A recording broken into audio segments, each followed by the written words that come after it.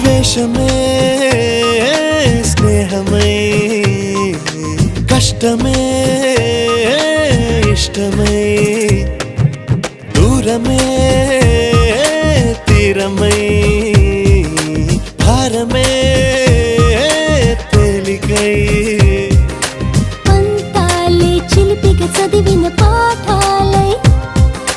భేదాలే చివరికి కలిసిన భావాలై ఏనాడో చినుకల్లే మొదలైనది